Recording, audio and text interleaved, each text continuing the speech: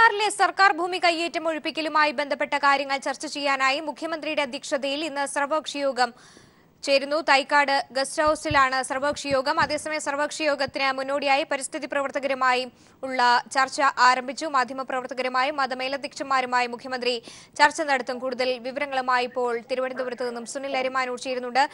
സുനിൽ, ഇപ്പോഴും യോഗം പുരോഗമിക്കുകയാണോ? ഇപ്പോഴും യോഗം പുരോഗമിക്കുകയാണ്. ഇപ്പോൾ പരിസ്ഥിതി പ്രവർത്തകനായ ഹരീഷ് വാസുദേവാണ് ഇപ്പോൾ യോഗത്തിനകത്ത് സംസാരിക്കുന്നത്. നേരത്തെ പറഞ്ഞ ചില കാര്യങ്ങൾ വ്യക്തത വരുത്തിക്കൊണ്ടുള്ള ഒരു സംസാരമാണ് ഇതിനകത്ത് നടക്കുന്നത്. അതായത് പരിസ്ഥിതി പ്രശ്നങ്ങൾ ഉണ്ടാക്കുന്ന അവിടുത്തെ ഏറ്റവും വലിയ പ്രശ്നങ്ങൾ അത് ഓരോ പ്രദേശങ്ങളിലെയും കയ്യേറ്റവുമായി ബന്ധപ്പെട്ട് തന്നെയാണ് അത് ചൂണ്ടിക്കാട്ടുന്നത്. പരിസ്ഥിതി പ്രവർത്തകരും ഇതിനകത്ത് ഉന്നയിക്കുന്നത് വലിയ രീതിയിലുള്ള കയ്യേറ്റം നടന്നിട്ടുള്ള മേഖലകൾ എവിടെയൊക്കെയാണ്, പ്രത്യേകിച്ച് കുജി തന്നെ, അതുപോലെ തന്നെ മൂന്നാറിന്റെ വിവിധ മേഖലകൾ, ദേവികുളം അടക്കമുള്ള പ്രദേശങ്ങൾ, ഇവയൊക്കെ ഏറ്റവും പരിസ്ഥിതിക്ക് ഗുണകരമായിട്ടുള്ള രീതിയിൽ ഉണ്ടായിരുന്ന ഒരു സ്ഥലം തന്നെയായിരുന്നു. പക്ഷേ ഇപ്പോൾ കൂടുതൽ പരിസ്ഥിതിക്ക് ആഘാതം വരുന്ന തരത്തിലുള്ള നിർമ്മാണ പ്രവർത്തനങ്ങളാണ് ഈ മേഖലയിൽ നടന്നിട്ടുള്ളത്. അതുകൊണ്ട് ഇവിടെയുള്ള കയ്യേറ്റം ഒഴിപ്പിക്കൽ തന്നെയാണ് സർക്കാരിന്റെ ആദ്യ പടിയായി നടത്തേണ്ടത് എന്നുള്ള നിർദ്ദേശമാണ് സുഗതകുമാരി മുന്നോട്ട് വെച്ചത്. ഈ ഒരു നിർദ്ദേശത്തിൻ്റെ ചുവട് പിടിച്ച് തന്നെയാണ് ഇപ്പോൾ ഹരീഷ് വാസുദേവും സംസാരിക്കുന്നത്. ഇതിനകത്ത് ഒരു കാര്യം പ്രത്യേകിച്ച് പറയുന്നത്, ഒരു തരത്തിലും ഈ പരിസ്ഥിതിക്ക് കോട്ടം തട്ടുന്ന തരത്തിലുള്ള നിർമ്മാണ പ്രവർത്തനങ്ങൾ ഇനിയെങ്കിലും അവിടെ അനുമതി കൊടുക്കരുത് എന്നുള്ളത്. അതിനുവേണ്ടി സർക്കാർ പ്രത്യേകം ഒരു മുൻഗണന നൽകണം എന്നുള്ളത് സംബന്ധിച്ചാണ് ഒരു നിർദ്ദേശമായി വരുന്നത്. ഇതിനുശേഷം, അതായത് 12 മണിയാണ് പറഞ്ഞത്, പക്ഷേ ഇവരുടെ ചർച്ച ഇതുവരെ അവസാനിച്ചിട്ടില്ല. 12 മണിക്ക് ശേഷമായിരിക്കും, അപ്പോൾ ഇവരുടെ ചർച്ച അവസാനിച്ച ശേഷമായിരിക്കും വിവിധ മാധ്യമ പ്രതിനിധികളുമായി മുഖ്യമന്ത്രിയും മന്ത്രിമാരും ഉദ്യോഗസ്ഥരും ചർച്ച നടത്തുന്നത്. ഇത് മാധ്യമപ്രവർത്തകരുമായിട്ടുള്ള ചർച്ചയിൽ പ്രധാനമായും ഉയർന്നു വരുന്നത് ഓരോ മേഖലയിൽ എത്ര ഏക്കർ ഭൂമി കയ്യേറിയതായിട്ടുള്ള അറിവാണ് മാധ്യമങ്ങൾക്ക് ലഭിച്ചിട്ടുള്ളത്, ഇതിൽ എവിടെയൊക്കെയാണ് വലിയ രീതിയിലുള്ള നിർമ്മാണ പ്രവർത്തനങ്ങൾ, ഇങ്ങനെയുള്ള കാര്യങ്ങളൊക്കെ മാധ്യമപ്രവർത്തകരിൽ നിന്നുള്ള ഒരു വിലയിരുത്തൽ എടുക്കും. അതും ഉദ്യോഗസ്ഥർ വിലയിരുത്തിയ ശേഷമാണ് ഇതൊക്കെ ക്രോഡീകരിച്ചുകൊണ്ടാണ് മതമേലധ്യക്ഷന്മാരുമായിട്ട് ചർച്ച നടത്തുക. അവരുടെ അഭിപ്രായങ്ങൾ അവർ പറയേണ്ടത്, പ്രത്യേകിച്ച് കഴിഞ്ഞ ദിവസം ഞാൻ പറഞ്ഞതുപോലെ മതചിഹ്നങ്ങളും അടയാളങ്ങളും നിർമ്മാണ പ്രവർത്തനങ്ങളും പല മേഖലകളിൽ, മൂന്നാറിലെ പല കുന്നുകളിലും ഉണ്ട് എന്നുള്ളതാണ്. ഇത് ഏത് തരത്തിൽ ഒഴിപ്പിക്കാം, അതിന് സഭ തന്നെ നേതൃത്വം നൽകിക്കൊണ്ട് മുന്നോട്ട് വരുമോ എന്നുള്ള സംബന്ധിച്ചുള്ള ചർച്ചകളായിരിക്കും ഇവരുമായി നടക്കുക എന്നുള്ളതാണ്.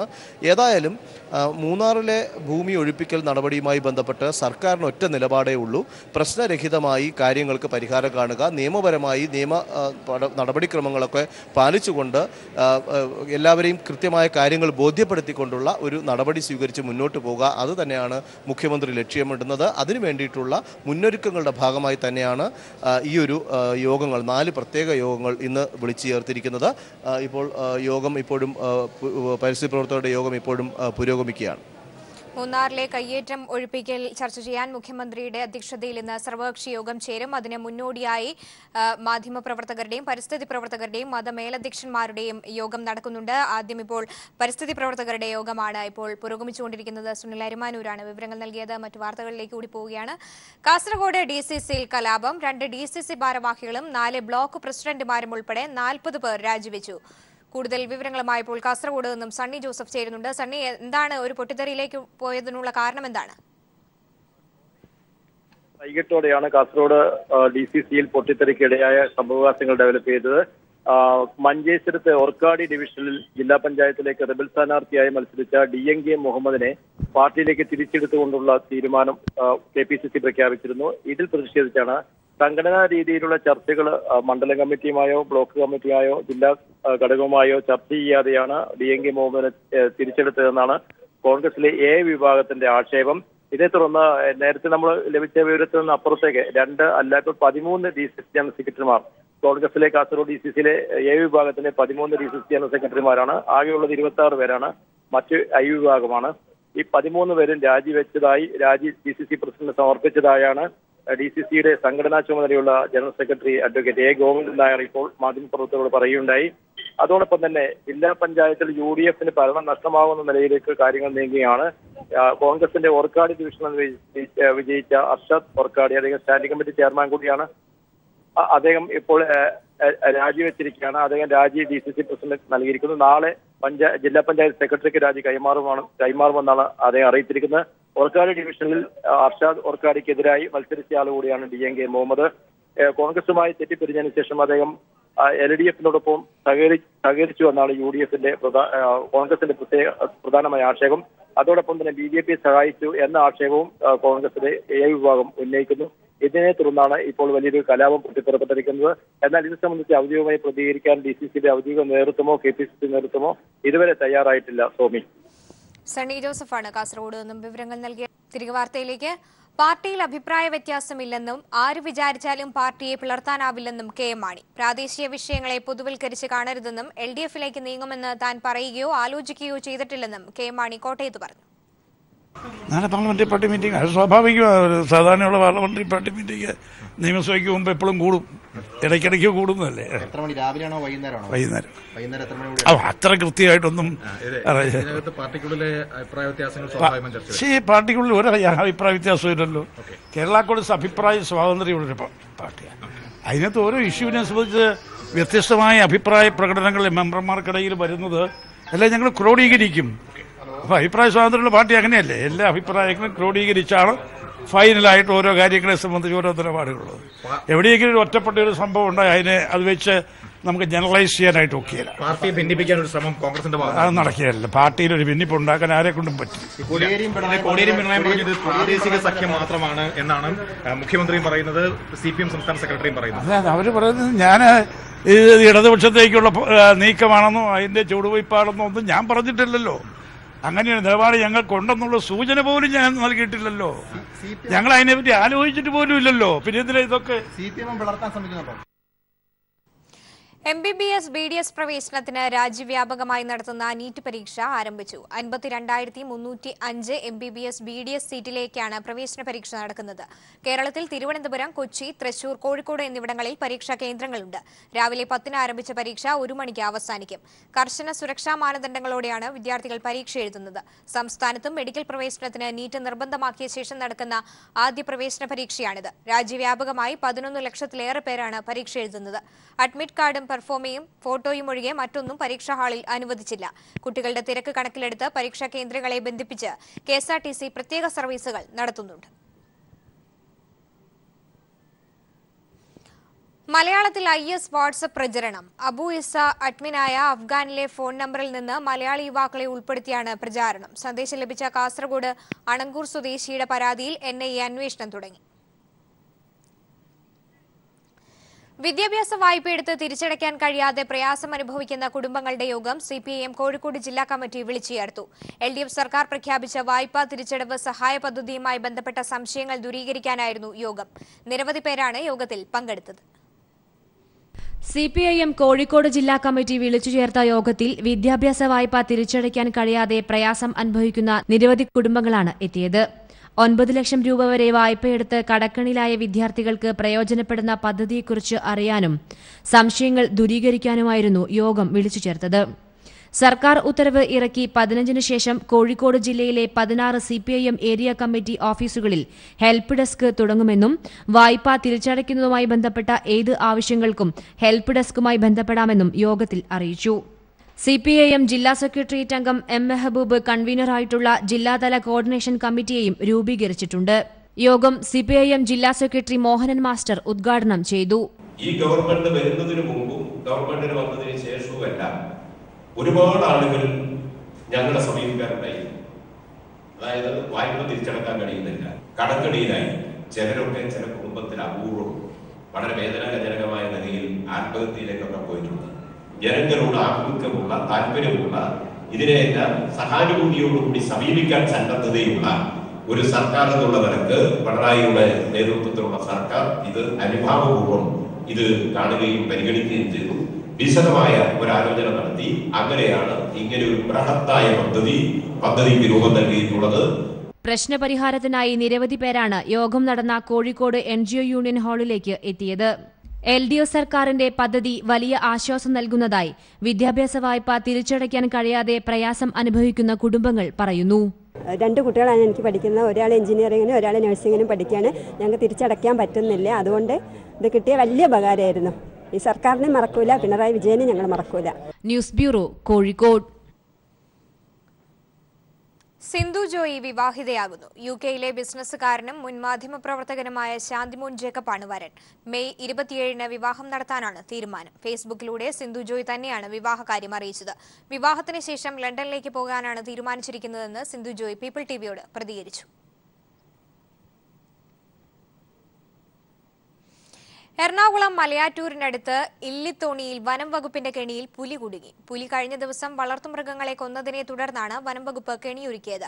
ശനിയാഴ്ച അർദ്ധരാത്രിയോടെ പുലി കെണിയിൽ കുടുങ്ങുകയായിരുന്നു. ഏകദേശം 3 വയസ്സ് പ്രായമുള്ള പുലിയാണ് കുടുങ്ങിയത്. പുലിയെ കോടനാട്ടെ വനം വകുപ്പിന്റെ കേന്ദ്രത്തിലേക്ക് മാറ്റി. പുലിയുടെ ആരോഗ്യസ്ഥിതിയും മറ്റും വിലയിരുത്തിയ ശേഷം കാട്ടിലേക്ക് തുറന്നുവിടും. അതേസമയം കൊല്ലം ആര്യങ്കാവിൽ മുള്ളുവേലിയിൽ കുടുങ്ങിയ പുലിക്ക് ദാരുണാന്ത്യം. ജനങ്ങൾ അറിയിച്ചതനുസരിച്ച് വനം വകുപ്പ് എത്തും മുൻപ് പുലിക്ക് ജീവൻ നഷ്ടപ്പെടുകയായിരുന്നു. വനം വകുപ്പ് മേൽ നടപടികൾ സ്വീകരിച്ചു. കോഴിക്കോട് പയ്യോളിയിൽ അൽസ വെളിച്ചെണ്ണ കമ്പനിയുടെ ഗോഡൌണിൽ തീപിടുത്തം. പുലർച്ചെ 5 മണിയോടെയാണ് തീപിടുത്തമുണ്ടായത്. 50 ലക്ഷം രൂപയുടെ നാശനഷ്ടം കണക്കാക്കുന്നു. ആളപായമില്ല. 7 ഫയർ യൂണിറ്റുകൾ എത്തിയാണ് തീ നിയന്ത്രണ വിധേയമാക്കിയത്.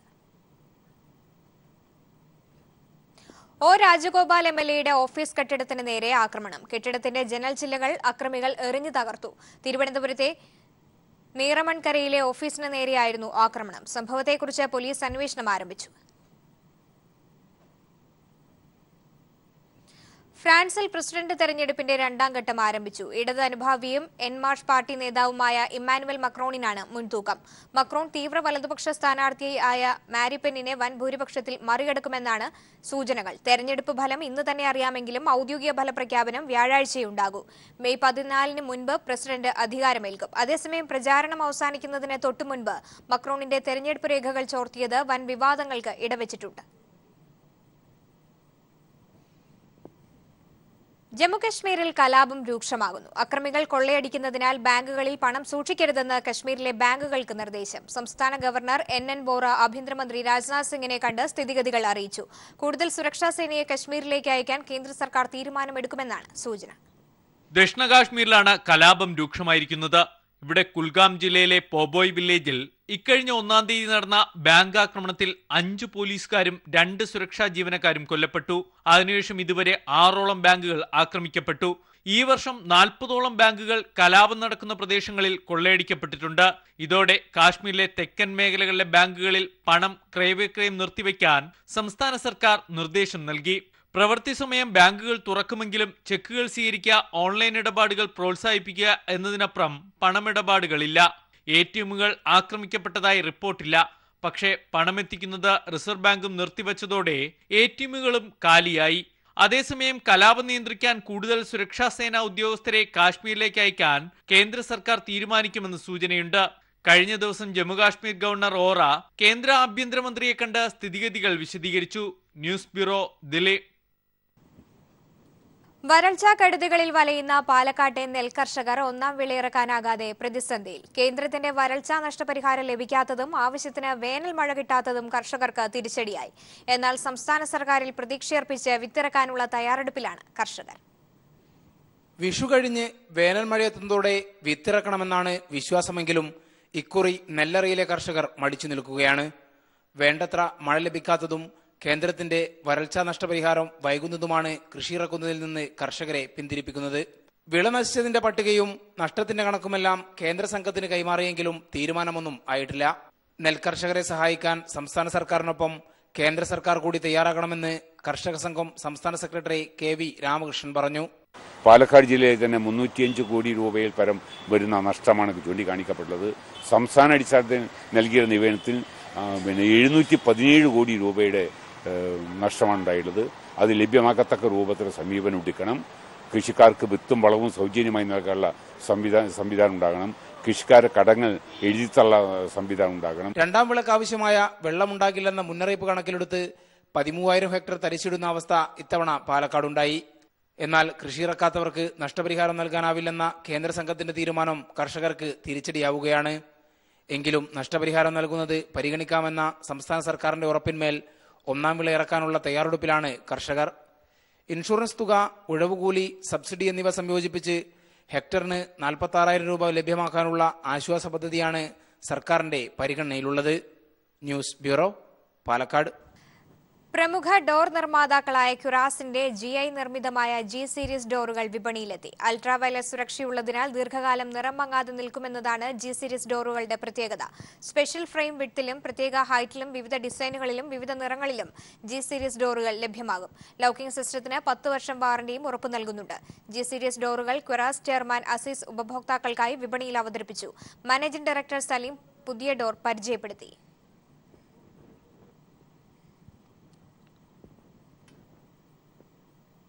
സുരക്ഷിതമായ വീടോ സംരക്ഷണമോ ഇല്ലാതെ ദുരിതക്കയത്തിൽ കഴിയുകയാണ് വൃദ്ധ ദമ്പതികളും അവരുടെ ബുദ്ധിമാന്യമുള്ള മകനും. മകനെ വീട്ടിൽ കെട്ടിയിടേണ്ട ഗതികേടിലാണ് ഈ അച്ഛനമ്മമാർ.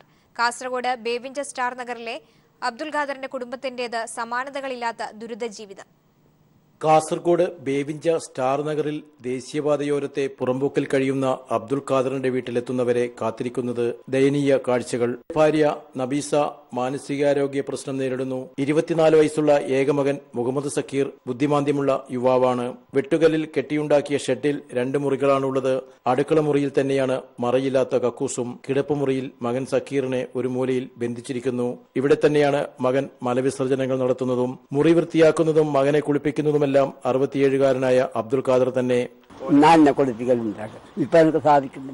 മാനസിക പ്രശ്നം നേരിടുന്ന ഭാര്യ നബീസയെയും രോഗി കൂടിയായ അബ്ദുൽ ഖാദർ തന്നെ സംരക്ഷിക്കണം. പുറമ്പോക്ക് ഭൂമിക്ക് പട്ടയം ലഭിച്ചിട്ടില്ല. അതുകൊണ്ട് തന്നെ വീട് നിർമ്മാണവും സാധ്യമാകില്ല. നേരത്തെ കൂലിപ്പണിയെടുത്തിരുന്ന അബ്ദുൽ ഖാദറിന് ഇപ്പോൾ അതിനുള്ള ആരോഗ്യമില്ല. അടക്കോലിച്ചോണ്ടുണ്ടായിന് അടക്കോലിക്കുന്ന മതിയായി ഇപ്പൊ പോവാൻ പറ്റുന്നുണ്ട്. ഇങ്ങനെ അന്വേഷിച്ച് ആരെങ്കിലും അറിഞ്ഞ് തന്നതാണ്. ഇവരുടെ കുടുംബത്തെ സഹായിക്കാൻ ചെർക്കള വിജയ ബാങ്ക് ശാഖയിൽ അബ്ദുൽ ഖാദറിന്റെ പേരിൽ SP അക്കൗണ്ട് തുറന്നിട്ടുണ്ട്. Account number 210 401 131 000042. IFS code VIJB 000 2104. കണ്ണുള്ളവർ കാണട്ടെ ഈ കുടുംബത്തിന്റെ ദയനീയ ജീവിതം. സന്മനസ്സുള്ളവർ ഈ കുടുംബത്തെ സഹായിക്കാൻ മുന്നോട്ട് വരുമെന്ന് പ്രതീക്ഷിക്കാം. ക്യാമറാമാൻ ഷൈജു ബിലാത്രയ്ക്കൊപ്പം സണ്ണി ജോസഫ്.